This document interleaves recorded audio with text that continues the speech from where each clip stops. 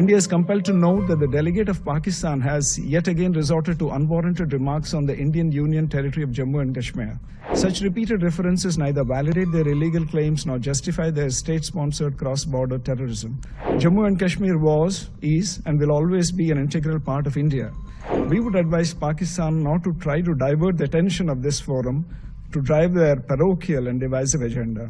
We gather today at a pivotal moment for UN peacekeeping, an institution that has served as a beacon of hope and stability, and hence it is imperative that we reflect on the lessons of our past and adapt our strategies to meet the challenges of the present and future.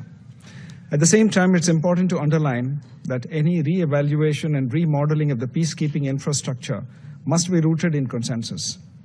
In this context, I'd like to emphasize on the following key elements.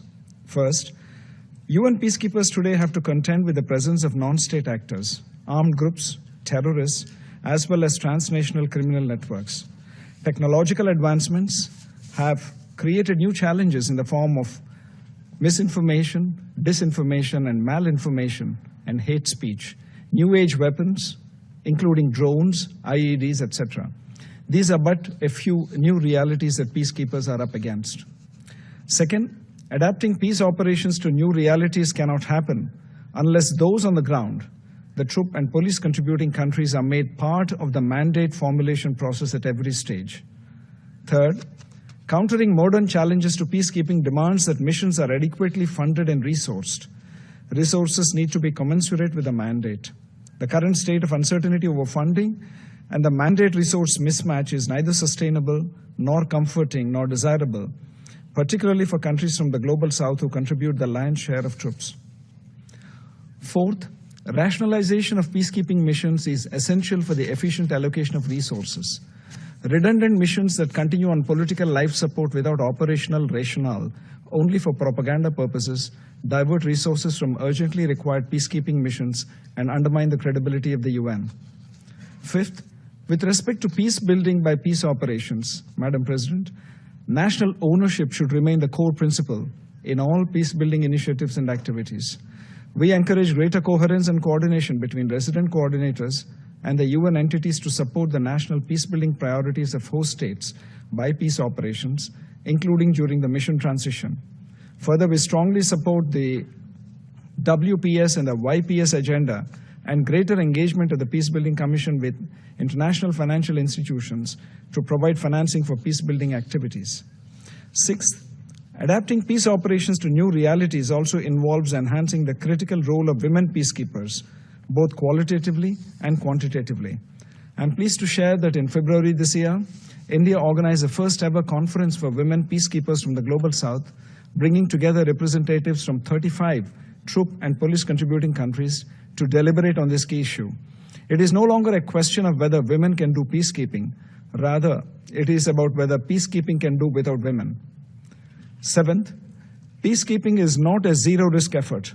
Safety and security of peacekeepers must remain paramount. In an era marked by complex conflicts and asymmetric threats, we must ensure that those who risk their lives for peace are adequately protected and that perpetrators of crimes against peacekeepers are brought to justice. Eighth, troop and police contributing countries need to focus on enhancing the capabilities of their personnel to address emerging challenges in order to operate effectively in hostile environments. India is willing to curate and offer courses that address specific demands of modern peacekeeping at our Center for UN Peacekeeping, which has been training national and international peacekeepers for over 2 decades. Ninth, the use of advanced surveillance, communication, and data analytic tools should be integrated into peacekeeping operations to improve situational awareness and rapid response capabilities. India stands ready to share its expertise as a technology enabler in this regard.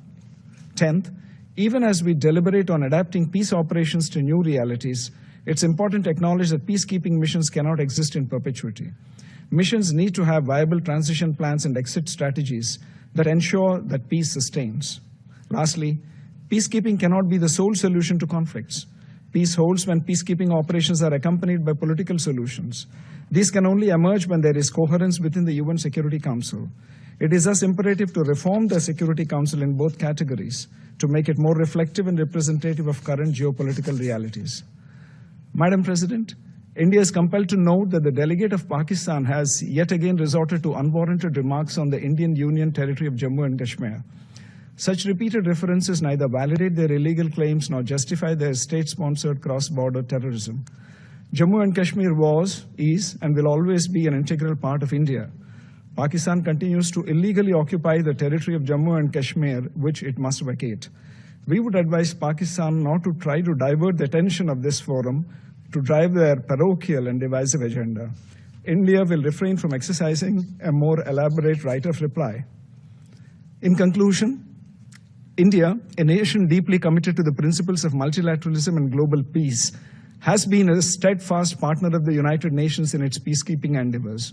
With a history of deploying nearly 300,000 troops across more than 50 missions as of date, we pay tribute to more than 4,000 UN peacekeepers, including 182 Indian personnel, who have made the ultimate sacrifice in the service of peace, and towards that, seek the earliest completion of the memorial wall in their honor.